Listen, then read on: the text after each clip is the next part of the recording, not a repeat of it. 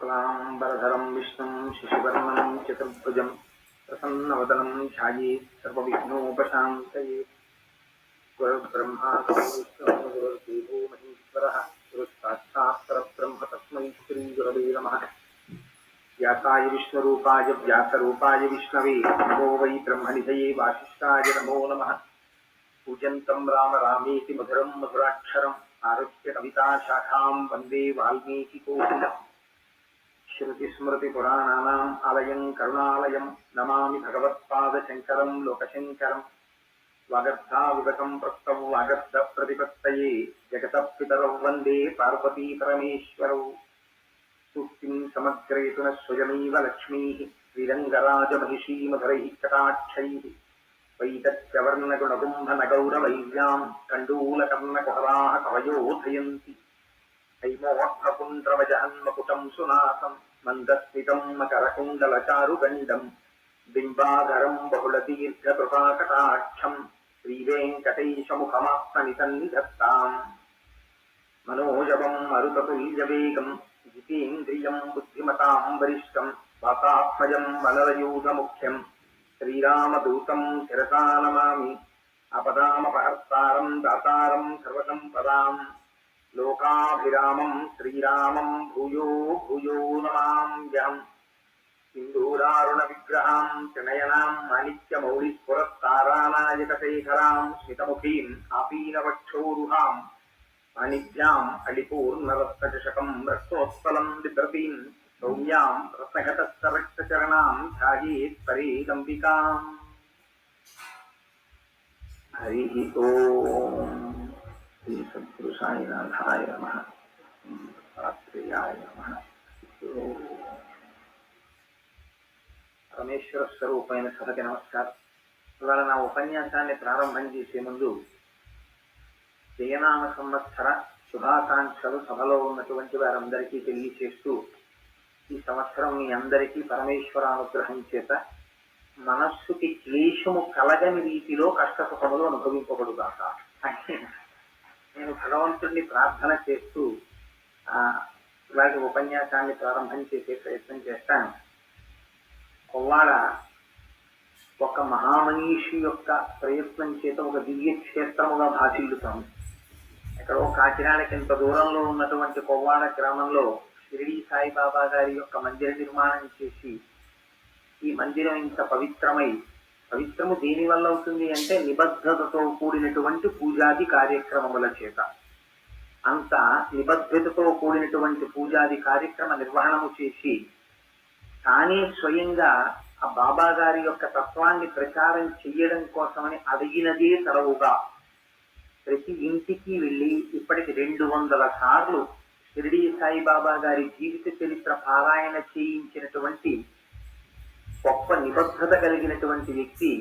ఎవరి పేరు విన్నంత మాత్రం చేత నేను పులకిస్తానో, నేను చాలా గౌరవిస్తానో, చాలా సంతోషిస్తానో అటువంటి వ్యక్తులలో, బహుకొద్ది మంది వ్యక్తులలో మాన్యశ్రీ సుబ్బారావు గారు ఒకరు. అటువంటి సుబ్బారావు గారు ఒకప్పుడు నన్ను అడిగి ఉన్నారు, ఏమైనా నువ్వేమైనా గురు చరిత్ర మీద మాట్లాడతావా అని. అది మరి చంపరితనమే అనుకోండి, సాహసమే అనుకోండి, నా శక్తిని నేను అంచనా వేసుకోకుండా తప్పకుండా అలాగే మాట్లాడదామన్నాను. కారణం ఏమిటంటే, ఒకటి చేసినటువంటి సంకల్పం ఒక మంచి వ్యక్తి చేసినప్పుడు, అందున ఈ కాకినాడ పరిసర ప్రాంతాల్లో ఉండేటటువంటి ప్రజలందరూ కూడా భగవత్ కథాశ్రవణమునందు పూనిక కలవారై చెప్పేటటువంటి వాడి సమర్థతని ఆలోచించకుండా భగవత్ కథ చెప్తున్నారు అని వినగలిగినటువంటి అధ్యవసాయముతో కూడిన బుద్ధి కలిగిన వారు ఉన్నప్పుడు 4 మాటలు చెప్పడానికి మనకి ఏది ప్రతిబంధకమని ఆలోచించి తప్పకుండా చెప్తాను అన్నాను. ఈ గురు చరిత్ర గురించి 4 మాటలు చెప్పండి అన్నారు. అక్కడ మీరు ఒక తమాషా ఆలోచించండి. మనం ఎవరిని చేరుకోవాలి? భౌతికమైనటువంటి సుఖాన్ని అనుభవించడం కోసమని ప్రత్యేకంగా ఉపదేశం కానీ ప్రబోధం కానీ ఎవ్వరికీ అక్కర్లేదు.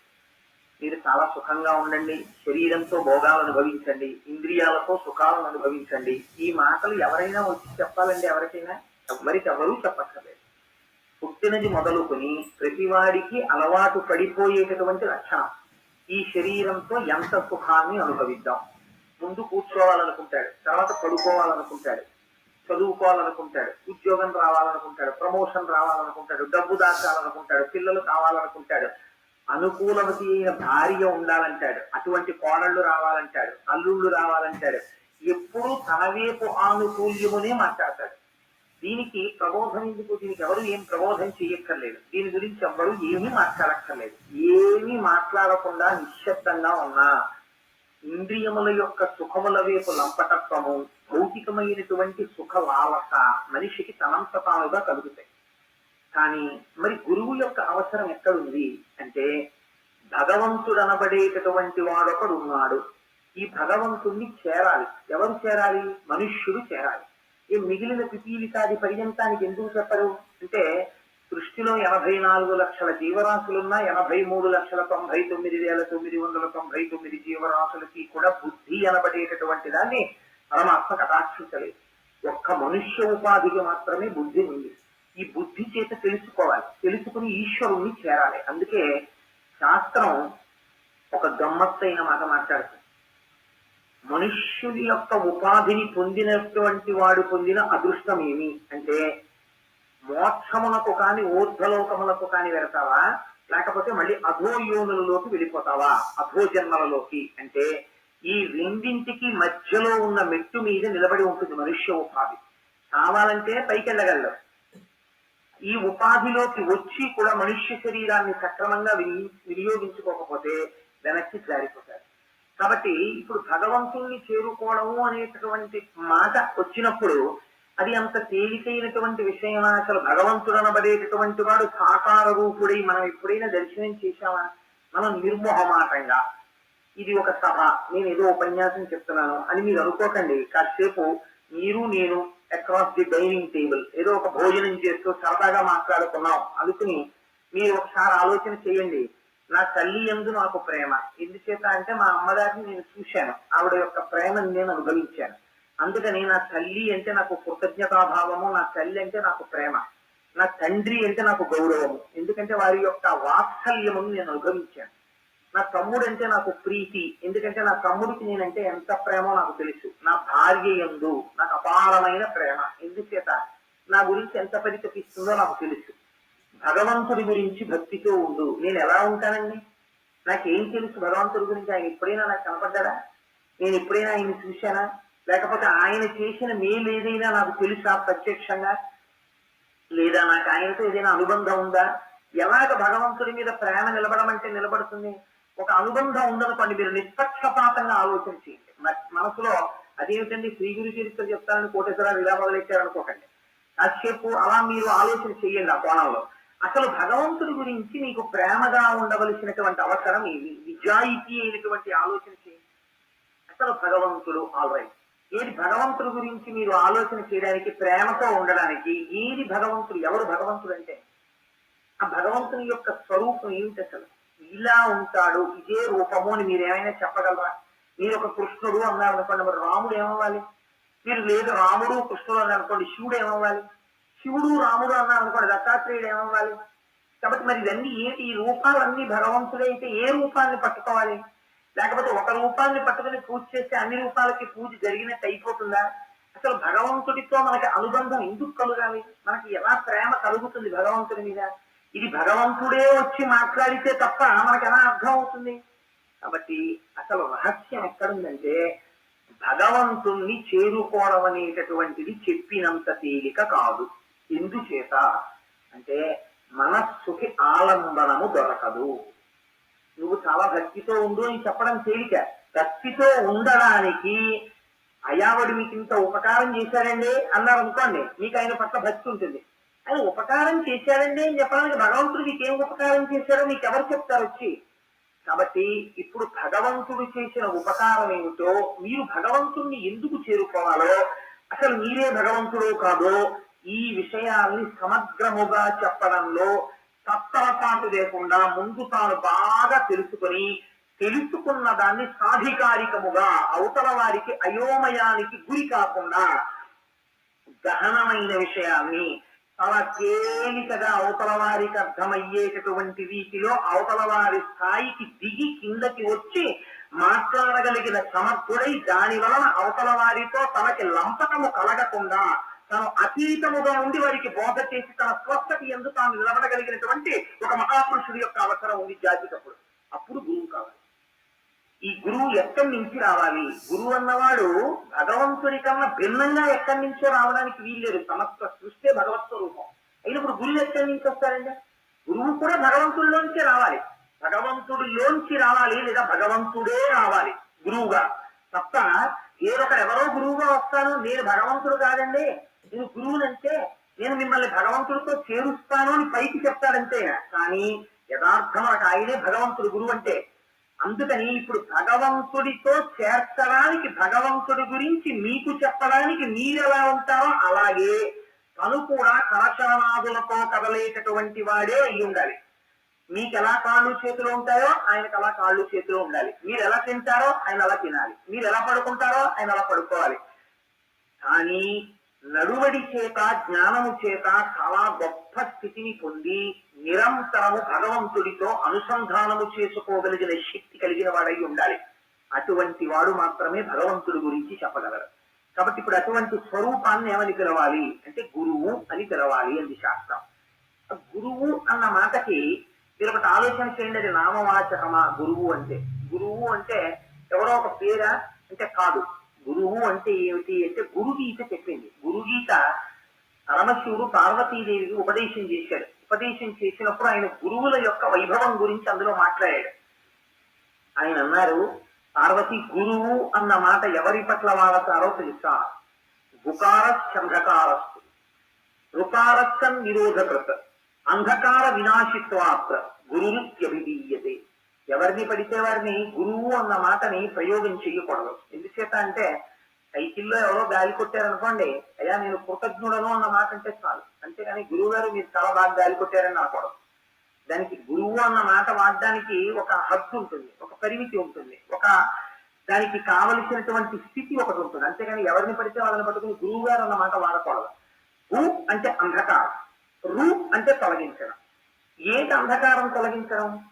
చీకటి తొలగించడం అంటే ఇప్పుడు చీకటి పడింది, ఏమంటే ఈ చీకటి తీసేసి వెలుతురు వచ్చేసేటట్టు చేసేయండి, అప్పుడు మిమ్మల్ని మేము గురువు గారు అంటామని అన్నారు అనుకోండి ఎవరినైనా సభలో పట్టుకుని. అంటే ఆయన అలా చీకటిని తీసేసి వెలుతురు ఇచ్చేసేటువంటి వాడిని గురువు అంటారా?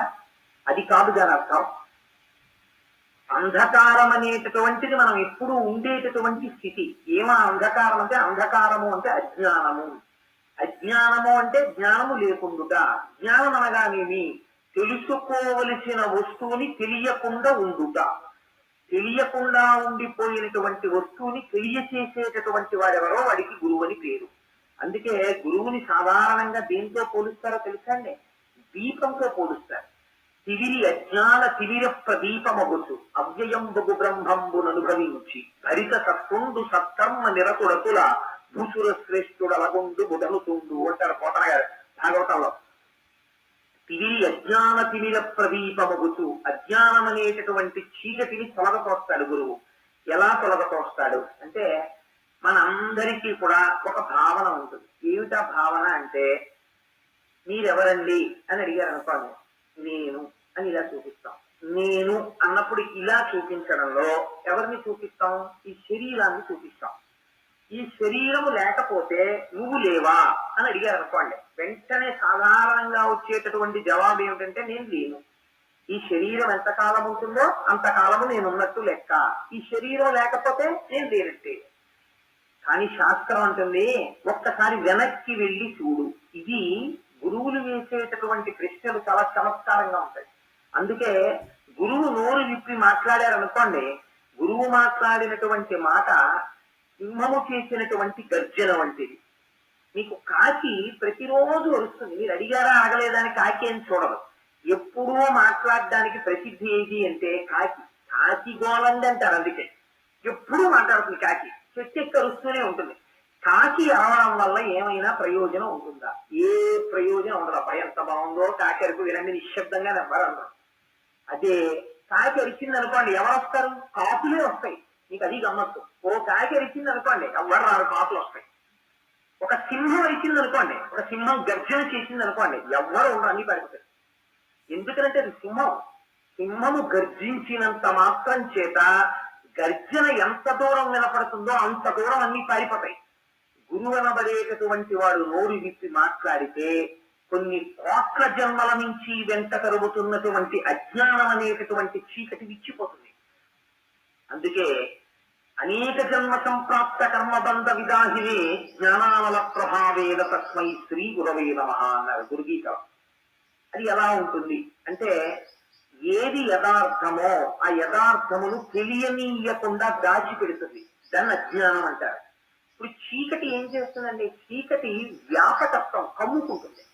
మీకు ఉన్న వస్తువులు ఏవి కూడా చీకటి పడినప్పుడు, సూర్యాస్తమయం అయిందనుకోండి, ఇంతకు ముందు ఇక్కడ ఏ స్టేజ్ ఉందో ఆ స్టేజే ఉంటుంది, అన్ని ఇలాగే ఉంటాయి. కానీ చీకటి వ్యాపించేసింది అనుకోండి, మీకు ఒక భయం బయలుదేరుతుంది. ఏమిటా భయం అంటే, ఏమిటో ఇంత చీకటిగా ఉంది, అలా వెళ్ళడమే, అక్కడ ఏముంటుందో అని భయం. కారణం ఏమిటి? చీకటిగా ఉన్న చోట ఉన్న వస్తువు ఉన్నట్టు కనపడదు. ఆ చీకటిలో వెళ్ళిపోతున్నాడు అనుకోండి, ఎప్పుడు వేదాంతంలో ఇదే ఉదాహరణ చెప్తారు. ఓ తాడు అడ్డంగా పడుంది, ఆ తాడు చూస్తాడు, అమ్మో పాము అడ్డంగా పడుంది అనుకుంటాడు.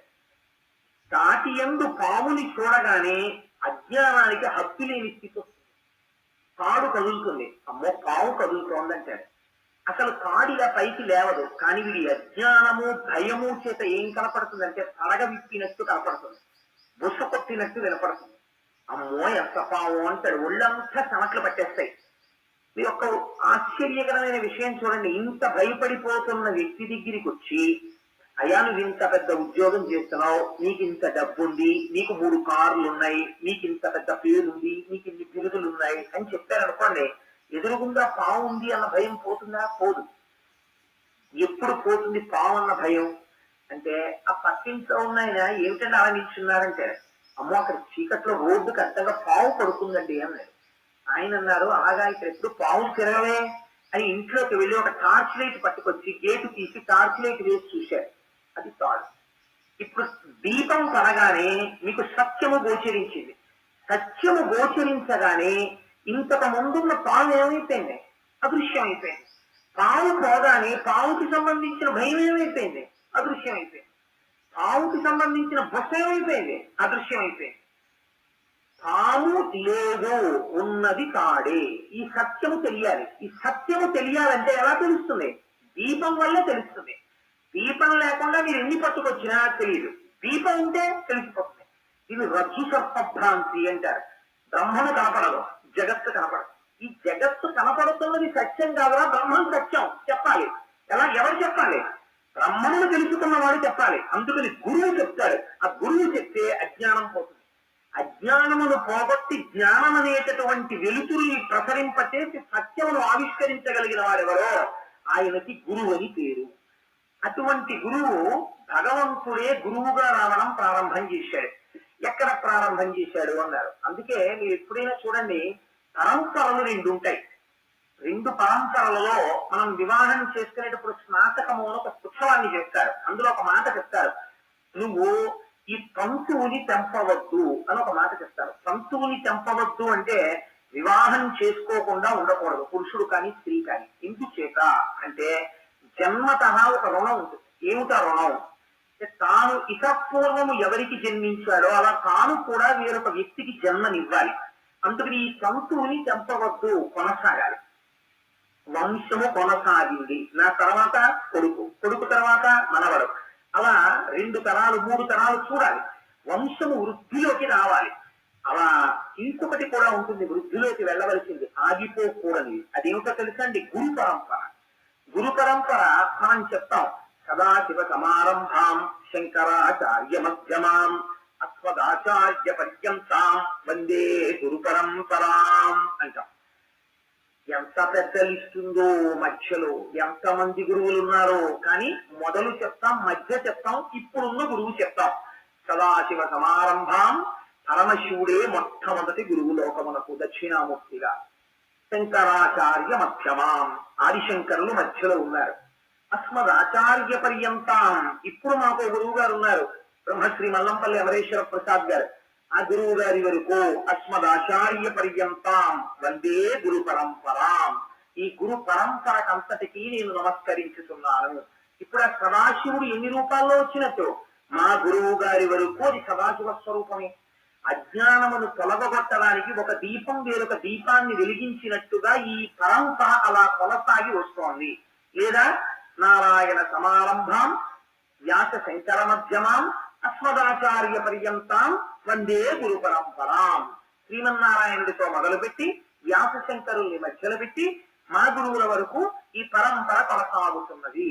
లేదా వైష్ణవులు అనుకోండి, శ్రీశైలేశ దయాపాత్రం ధీభక్త్యాది గుణార్ణవం యతీంద్ర ప్రణవం వందే రమ్యజా మాతరం మునిం అని వాళ్ళు ఆ గురు పరంపరని వాళ్ళు చెప్తారు.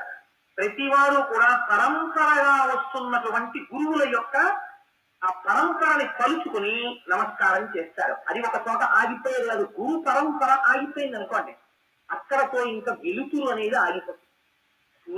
సూర్యోదయం అనేటటువంటిది ఒక రోజు అయి ఆ బట్టలన్నీ ఆరేసేస్తున్నామండి, బట్టల భూమిలో ఇంకేం మాసు బట్టలు లేవు, మాకు ఉతుక్కోవలసినవి, సూర్యుడు వస్తే ఎంత రాకపోతే ఎంత అని అనకూడదు. ప్రతిరోజు సూర్యోదయం అవ్వాలి, ప్రతిరోజు సూర్యుడు కనపడాలి. గురువులు కూడా నాకు మంచి గురువు ఈ తరంలో దొరికేశారండి, ఇంకా గురువులు ఉంటే ఎంత ఊడిపోతే ఎంత అనకూడదు. గురు పరంపర కొనసాగుతూనే ఉండాలి. మీరు చూడండి, అందుకే చాలా చిత్రంగా ఉంటుంది. వర్షము ఎక్కడ నుంచో మేఘం తీసుకొచ్చి వర్షాన్ని కురుస్తుంది. మేఘం ఎంతసేపు కురుస్తుందండి? తాను వెలవెలపోయేంత వరకే కురుస్తుంది. మేఘం తనలో ఉన్న నీటినంతటిని వర్షించేసి దూదిపింగ్ అయిపోయి మేఘం వెళ్ళిపోతుంది. మరి ఇప్పుడు ఈ నీరు ఎలా వెళుతుంది అంటే ప్రవాహ రూపాన్ని నది పొందుతుంది. పొంది నది నీటిని తీసుకెళ్ళడం మొదలు పెడుతుంది. మొదలుపెట్టి గ్రామానికి, ఊరికి, పట్టణానికి మంచినీటిని తీసుకెళ్తుంది. అలా గురు పరంపర కూడా అలా నడుస్తూనే వెళుతుంటుంది. ఇలా వెళుతున్నటువంటి గురువులు ఎంతమంది ఉంటారు అంటే, ఇప్పుడు నేను మీకు ఒక విషయాన్ని ఎందుకు విజ్ఞాపన చేశానంటే, ఇప్పుడు మీరు లెక్క చెప్పగలరా? మీరు లెక్క చెప్పలేరు. పైగా ఎవరిని గురువు అనాలి అంటే అదొక పెద్ద శాస్త్రం. ఎవరికి ఎవరు గురువు అన్నారు అనుకోండి, ఎవరు మీకు గురి నేర్పారో వారు గురువు అని చెప్పి.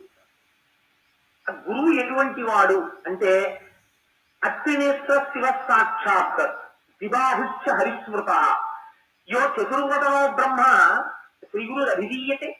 ఆ గురువు మీ కంటి ఎదురుగుండా కనపడినప్పుడు 3 కన్నులతో కనపడనటువంటి పరమశివుడు, ఆయన 2 చేతులతో కనపడుతున్నటువంటి శ్రీ మహావిష్ణువు, 4 ముఖాలతో కాకుండా 1 ముఖంతో కనపడుతున్నటువంటి చతుర్ముఖ బ్రహ్మ.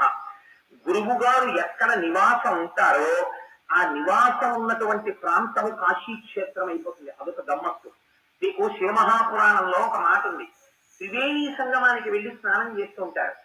త్రివేణీ సంగమ స్నాన ఫలితము దేని వల్ల ఎటువంటి ఫలితాన్ని ఇస్తుందో అటువంటి ఫలితాన్ని పొందాలంటే శివమహాపురాణం అంది, ఏ మహానుభావుడికి ప్రతిరోజు ఉదయం నిద్ర లేవగానే సంధ్యావందనం చేసి అభిషేకం చేసుకుని ఒంటి నిండా విభూతి పిండికట్లు పెట్టుకుని అభిషేకం అయిపోయిన తర్వాత అంతటా బ్రహ్మమును దర్శనం చేస్తూ పొంగిపోతూ పూజ గదిలోంచి బయటికి వస్తున్నారో అటువంటి వాడిని ఒక్కసారి కన్నులతో చూసిన వారు ఎవరుంటారో అటువంటి వారికి త్రివేణీ సంగమ ఫలితాన్ని ఇచ్చేస్తున్నామన్నారు.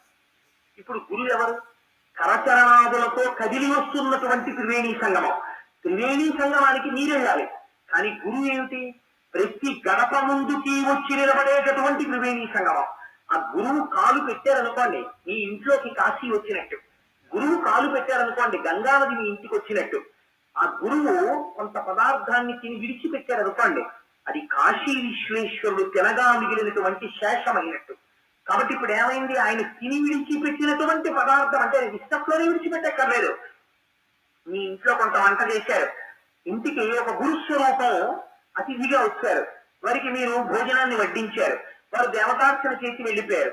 ఇప్పుడు వారు తినగా మిగిలినటువంటి పదార్థం ఏదైతే ఉందో దాన్ని అంతటి కూడా గురుశేషము అని పిలుస్తారు. ఆ గురుశేషము తినడం కోసమని వెళతారు, ఎందుకంటే అది మహత్తరమైనటువంటిది, సమస్త ఐశ్వర్య కారకం.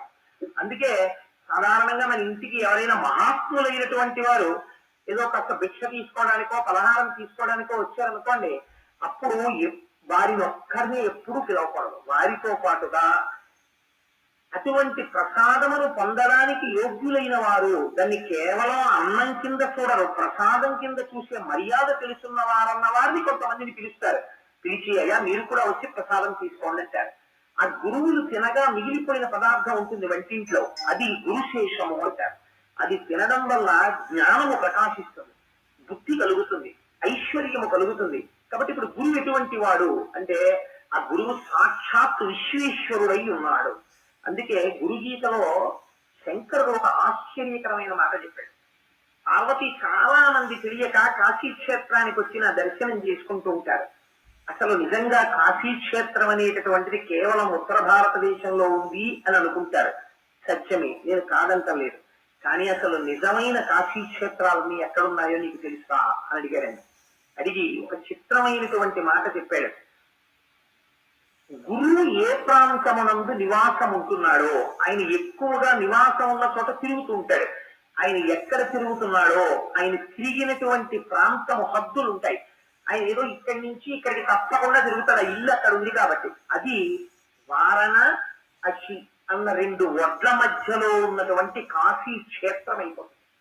ఆ గురువు నివాసం ఉన్న చోట ఎవరెవరు నివాసం ఉంటున్నారో ఆయన తిరిగిన చోట వారందరికీ కాశీ పట్టణంలో నివాసం ఉన్న ఫలితం నేను ఇస్తున్నాను సుమా అన్నాడు.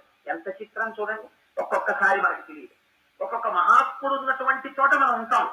మనం ఉన్నన్నాళ్ళు ఈశ్వరుడు ఏ ఫలితం వేస్తాడో తెలుసా అండి? మీరు కాశీ క్షేత్రంలో ఉన్న ఫలితం వేసేస్తాడు. గంగ ఎక్కడి నుంచి వస్తుందో తెలుసా? ఆయన అన్నారు, గురువు యొక్క చరణ తీర్థం ఉందే, గురువు గారి యొక్క కాళ్ళు కడిగినప్పుడు వచ్చినటువంటి నీరు సహజముగా గంగగా మారిపోతుంది. ఆ నీటిని తల మీద చల్లుకుంటే వాడు ఆ రోజున గంగా స్నానము చేసిన ఫలితాన్ని ఇచ్చేస్తాం. ఇంకా ఆశ్చర్యకరమైన విషయం చెప్పనా? నేను మాట్లాడను, దర్శనమిస్తానంతే. కానీ నేను మాట్లాడాలనుకున్నప్పుడు నిజంగా కాశీ క్షేత్రంలో మాట్లాడితే అది సంచలనం అయిపోతుంది. కానీ నేను మాట్లాడేది ఎక్కడ మాట్లాడతానో తెలుసా? అటువంటి గురువులు ఉన్న చోట గురువులు మాట్లాడతారు. వారి మాట నా మాటగా ఉంటుంది. నేను ఏది మాట్లాడతానో అది గురువులతో మాట్లాడిస్తాను. అందుకని వారి మాటలు నా మాటలే. అందుకని గురువులు ఉన్న ప్రదేశములు ఏవో అవి కాశీ క్షేత్రములు అని చెప్పాడు మహానుభావుడు. కాబట్టి ఆ గురువు ఎంత గొప్పవాడు అన్నది మీరు ఒక్కసారి ఆలోచించండి. అందుకే ఒక మాట చెప్తాడు శంకరుడు గురుగీతలో, నగురోరధికం తత్వం, నగురోరధికం తప, నగురోరధికం జ్ఞానం, తస్మై శ్రీ గురవే నమః. నగురోరధికం నగురోరధికం నగురోరధికం ఇది శివశాసనత. గురువు కన్నా అధికమైనటువంటి వాడు ప్రపంచమునందు వేరొకడు లేడు. గురుర్ బ్రహ్మ, గురుర్ విష్ణు, గురుర్దేవో మహేశ్వర, గురు సాక్షాత్ పరబ్రహ్మ, తస్మై శ్రీ గురవే నమః. గురుర్ బ్రహ్మ, గురువే చతుర్ముఖ బ్రహ్మ. బ్రహ్మగారు ఏం చేస్తారండి? సృష్టి చేస్తారు. గురువు కూడా సృష్టి చేస్తాడు. ఎవరిని సృష్టి చేస్తాడు చెప్పండి? గురువు గారు ఎప్పుడైనా సృష్టి చేయడం మీరు చూశారా?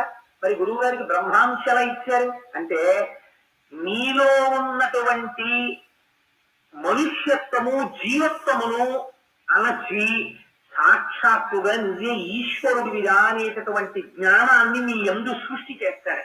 అందుకని గురువు బ్రహ్మ, గురువు విష్ణు. ఆ వచ్చినటువంటి భావన, ఆ భక్తి మళ్ళీ జారిపోతుంది. జారిపోకుండా ఉండాలంటే గురువు గారి మాటలు మళ్ళీ మళ్ళీ మళ్ళీ మళ్ళీ పడుతూ ఉండాలి. రామకృష్ణ పరమహంస అంటారు, ఏనుగు పక్కన మావటి వాడు ఎప్పుడూ నించుని ఉంటాడు. ఎందుకు నించుని ఉంటాడో తెలుసండి? ఈ ఏనుగు నదిలోకి మావటి వెళ్ళిపోకూడదా? వెళ్ళడు. ఏనుగుకో లక్షణం ఉంటుంది. దాని ఏనుగు తొండం ఎప్పుడూ నిశ్చలంగా ఉండదు, అది కదుపుతూనే ఉంటుంది తొండాన్ని. ఈ కదపడంలో దానికి ఉన్న గమ్మత్తు ఏమిటో తెలుసా అండి? ఇలా ఆ తొండం పెట్టి వాసన చూస్తుంది, ఆ వస్తువు ఏదో ఇలా లాగుతుంది, లేకపోతే ఓ అరటిపండు తొక్క పోగేస్తుంది, ఇలా వెళ్ళిపోతూ ఆ చెట్టు కొమ్మట్టుకు విరిచేస్తుంది, ఇలా వెళ్ళిపోతూ ఓ పువ్వు లాగేస్తుంది. ఇన్ని పనులు చేస్తుంటే పక్కన ఉన్న మావటి ఏనుగు యొక్క బరువులో ఎన్నో ఉంటుంటాడంటే మావటి ఇంత డొక్కులా ఉండేటటువంటి మావటి పక్కన నిల్చుని చేతులు అంకుశం పట్టుకుంటాడు. పట్టుకుని అది ఇలా తొండం ఇచ్చినప్పుడల్లా ఓ దెబ్బ పట్టుకు అంటాడు. తొండం తిప్పే పక్కన తొండం ఆయన అంకుశం పట్టుకుని నిలబడ్డాడు అనుకోండి, ఎదుటివాడు రూపాయి ఇచ్చారు, రూపాయి పట్టుకెళ్లి మావటి చేతిలో పెట్టి పిల్లాడికి ఆశీర్వచనం చేసి తొండం తిప్పారు. ఓ అరటిపండు ఇచ్చాడు అనుకోండి, ఆ అరటిపండు తీసుకుని నోట్లో పడేసుకుంటుంది, రూపాయి ఇస్తే మావటి వాడికి ఇచ్చేస్తుంది. ఇక్కడే ఊపుతుంది కాబట్టి తొండాన్ని అటు ఇటు వెళ్ళదు, దేన్ని విరవదు. పక్కన మావటి ఉంటే, మావటి లేదనుకోండి ఏనుగుని ఎవరు ఆపలేరు. మావటి పక్కన ఉంటే లొంగిన ఏనుగు ఎటువంటిదో, పక్కన గురువు యొక్క మాటలు అస్తమానము వింటూ ఉండడం చేత మనస్సు అలా లొంగి ఉంటుంది. నేను అన్ని వినేశానండి అని గురువుని వదిలేశారు అనుకోండి. నేను వదిలేస్తే ఏమైపోతుందో తెలుసు